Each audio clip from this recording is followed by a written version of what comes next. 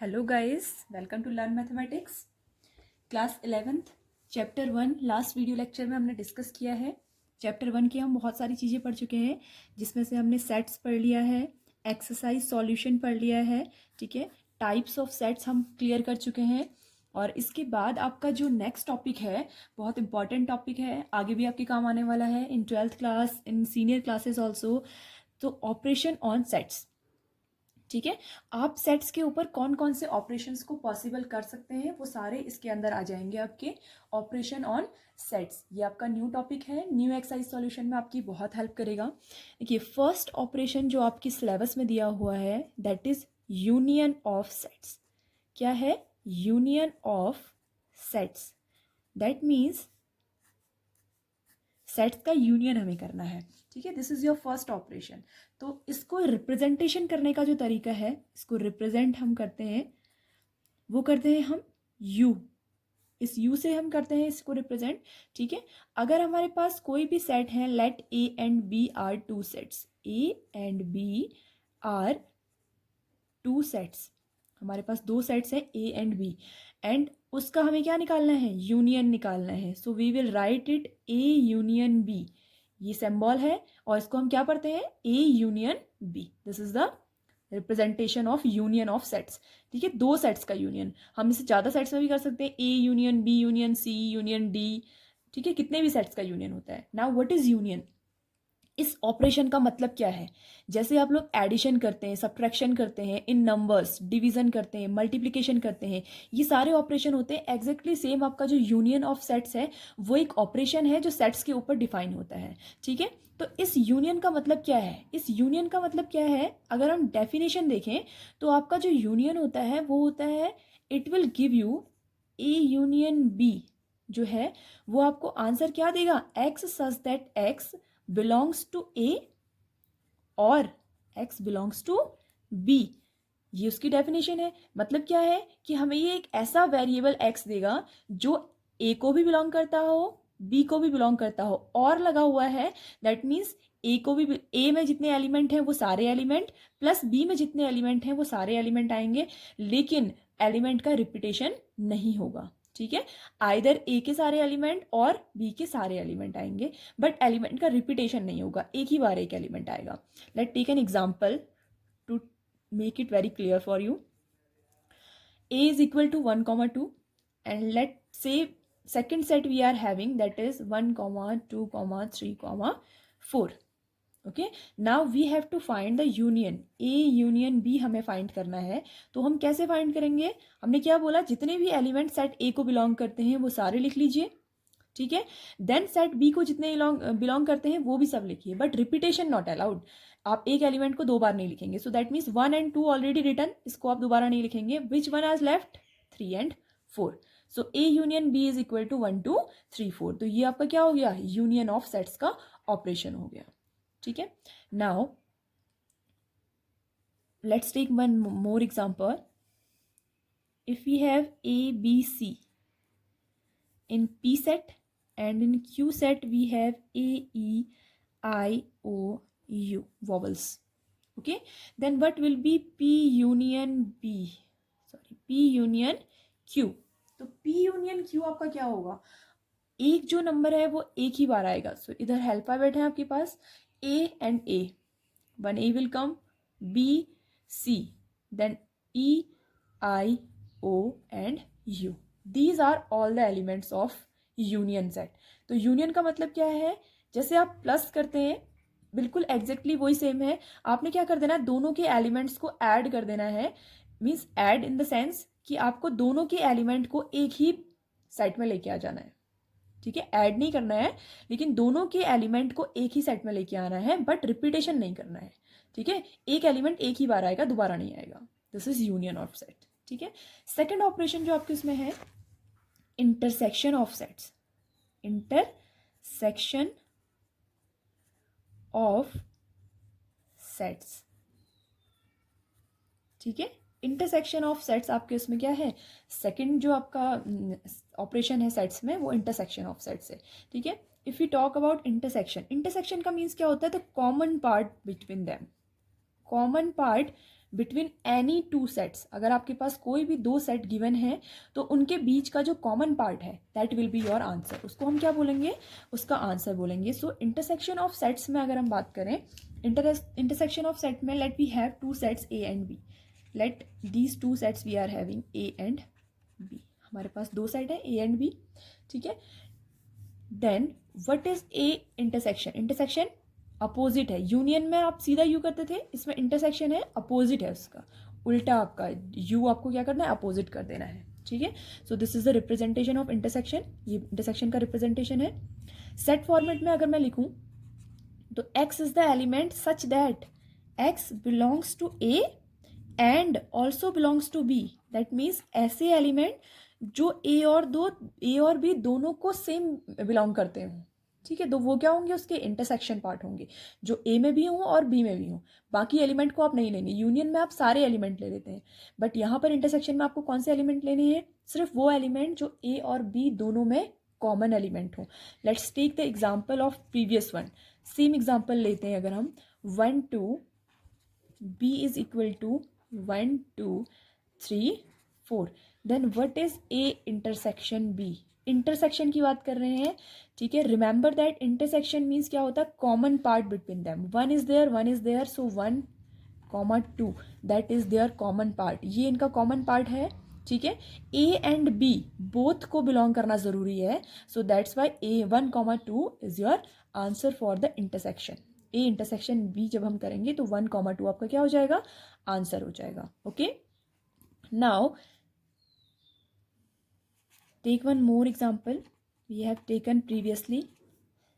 P Q A E I O U, these are our two sets, हमने दो set लिए. now P intersection Q is equal to, क्या होगा, intersection means common part. अब देखिए A and A, only this one is the common part of both of them, so this is A P intersection Q. Now remember one thing, it can be phi also. देखो union वाला जो भी portion होता है इसमें कभी भी आपको नल नहीं मिलेगा, जो आपका नल सेट है वो नहीं मिलेगा. नल सेट में आपका ये रिप्रेजेंटेशन नहीं होता, ओनली नल और फाई, ठीक है. या फिर दिस ब्रेसेस के बीच में कोई फाई नहीं आएगा. ओके, रिप्रेजेंटेशन है आपका नल सेट का. जो यूनियन है वो कभी भी नल सेट नहीं हो सकता है, but intersection can be a null set. लेकिन इंटरसेक्शन जब भी हम किसी का करते हैं it can be a null set. ये क्या हो सकता है, नल सेट हो सकता है अगर कोई भी कॉमन पार्ट नहीं है, so it will come phi. तो आंसर कितना आएगा, फाई आएगा. आंसर कितना आएगा आपका, फाई आएगा. Okay, so this is the intersection and union. बहुत इंपॉर्टेंट है, यूनियन में आपको क्या करना है, सारे एलिमेंट लेने हैं लेकिन एलिमेंट की डुप्लीकेट कॉपी नहीं लेनी है. इंटरसेक्शन में आपको सिर्फ वो एलिमेंट लेने हैं जो ए एंड बी दोनों में कॉमन है, एक ही साथ दोनों में जो कॉमन है, ए एंड बी दोनों में जो कॉमन है वो आपको लेना है. Now next topic is, intersection के बाद जो आपका नेक्स्ट टॉपिक है वो है disjoint sets. Disjoint sets means क्या होता है, ऐसे सेट जिसमें कोई भी जॉइंट नहीं है, दैट मीन्स कोई भी कॉमन पार्ट नहीं है, उनको आप डिसजॉइंट सेट बोलते हैं. किन सेट्स को, जिनमें कोई भी कॉमन पार्ट नहीं है. अब देखो जिसमें कोई भी कॉमन पार्ट नहीं होगा उसको हम कैसे रिप्रेजेंट करेंगे, कॉमन पार्ट नहीं है इसका मतलब क्या है कि ए इंटरसेक्शन, इंटरसेक्शन जो होता है वो कॉमन पार्ट को रिप्रेजेंट करता है, ठीक है. तो ए इंटरसेक्शन बी जो होगा वो फाई होगा.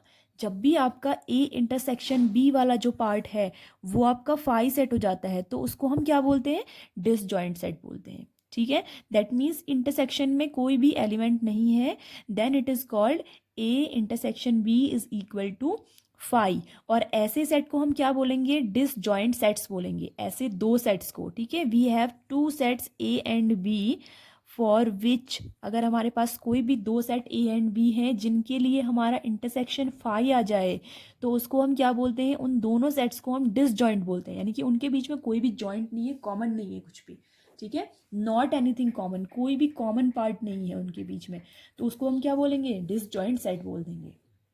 Okay, now next is difference of set. Okay, difference of set के बारे में बात करेंगे.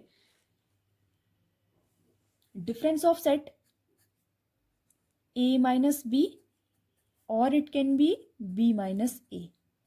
ओके, दोनों तरीके से हम सब्ट्रैक्शन कर सकते हैं. Let we have two sets a and b we have two sets, then difference between them A minus B and B minus ए।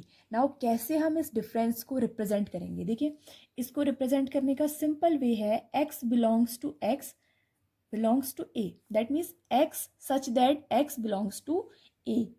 इसका मतलब क्या है कि x जो है ऐसे एलिमेंट का सेट है जो सारे के सारे a को बिलोंग करते हैं, but they do not belong to set B. लेकिन ये कोई भी एलिमेंट सेट बी को बिलोंग नहीं करना चाहिए। समझ आया? क्या है डिफरेंस ऑफ सेट आपका? एक्स वो एलिमेंट है जिसमें ए के तो सारे एलिमेंट हो लेकिन बी का एक भी एलिमेंट ना हो, तो उसको हम क्या करेंगे? बी को सब्ट्रैक्ट कर दिया हमने ए से। ए के सारे एलिमेंट हो लेकिन बी के जो एलिमेंट हैं उनको ए में से हटा देंगे। ओके, नाउ अगर हम b माइनस ए करते हैं तो just reverse of that means x belongs to b। b के तो सारे एलिमेंट हैं but there are no element of a, लेकिन यहाँ पर a के कोई भी एलिमेंट प्रेजेंट नहीं होंगे, तो इनको हम क्या बोलेंगे? Difference of set. Let's take one example. एक एग्जाम्पल देख लेते हैं। We have one set a that is 1 2 3 4, okay, and we have another set b that is 1 3, okay, so a minus b क्या होगा? बताइए, a माइनस बी क्या होगा? a के सारे एलिमेंट बट b का एक भी एलिमेंट ना हो, तो दैट मीन्स 1 और 3 ये दोनों तो कैंसिल हो जाएंगे आपस में, ठीक है? तो ये क्या हो जाएगा? 2 4। सो 2 4 इज द आंसर, ठीक है? 2 4 आपका क्या हो जाएगा? आंसर हो जाएगा इसका a माइनस बी का। Okay, now if we do b minus A, अगर हम b माइनस ए करते हैं दैट मीन्स b के सारे एलिमेंट आए बट a का कोई भी एलिमेंट ना आए।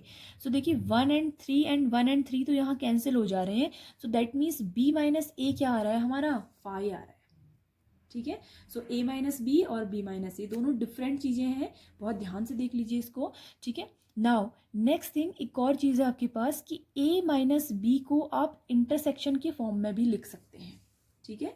जो आपका a माइनस बी होता है वो अगर आप इंटरसेक्शन के फॉर्म में लिखते हैं तो इंटरसेक्शन का फॉर्म क्या होता है? a सेट में से आपने क्या माइनस किया? a इंटरसेक्शन b माइनस कर दिया। ये भी इसका रिप्रेजेंटेशन का एक तरीका है।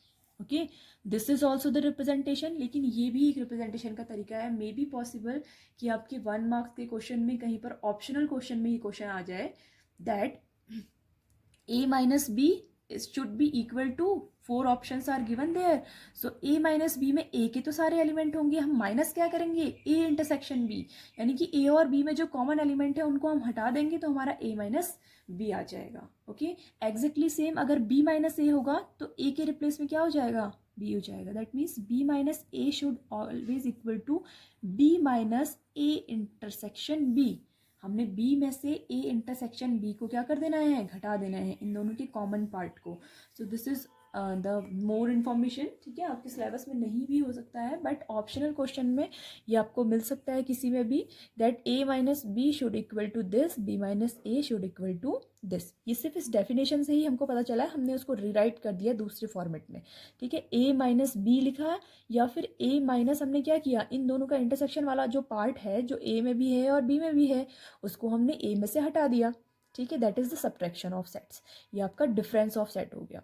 ओके, डिफरेंस ऑफ सेट आपका है। डिफरेंस ऑफ सेट के बाद आपका जो नेक्स्ट है वो है आपका complement of set. Okay, very important है आपका कॉम्प्लीमेंट ऑफ सेट। देखो कॉम्प्लीमेंट ऑफ सेट हम किसे बोलेंगे? कॉम्प्लीमेंट क्या होता है आपका? रिवर्स मीन्स हम बोलेंगे कि उसका उल्टा जो सेट है, रिवर्स सेट जो बोलेंगे तो कॉम्प्लीमेंट ऑफ सेट बोलेंगे उसको, ठीक है? कॉम्प्लीमेंट ऑफ सेट की जो डेफिनेशन आपकी होती है वो आपकी होती है, कॉम्प्लीमेंट ऑफ सेट रिप्रेजेंटेशन का तरीका आपका ए डैश है, ठीक है? ए, इसके ऊपर आप डैश लगा दो, दैट मीन्स जो भी आपका सेट है उसके ऊपर अगर आप डैश लगा देंगे तो वो क्या हो जाएगा? उसका कॉम्प्लीमेंट हो जाएगा, वो उस सेट का कॉम्प्लीमेंट सेट हो जाएगा, ठीक है? और ये होता क्या है? u minus A. अगर इसका आंसर हमें निकालना है तो आंसर इज u माइनस ए। अब देखो इसमें u क्या होगा? आपने यूनिवर्सल सेट पढ़ा है लास्ट वीडियो लेक्चर में। यूनिवर्सल सेट यानी कि क्या है? एक ऐसा सेट जिसमें a और a डैश के सारे एलिमेंट आते हों। एक ऐसा सेट जिसमें ए के और ए डैश के सारे एलिमेंट आते हैं उसको हम यूनिवर्सल सेट बोल देंगे। ठीक है, यूनिवर्सल सेट आपको गिवन होता है क्वेश्चन में अगर आपको ए डैश निकालना है।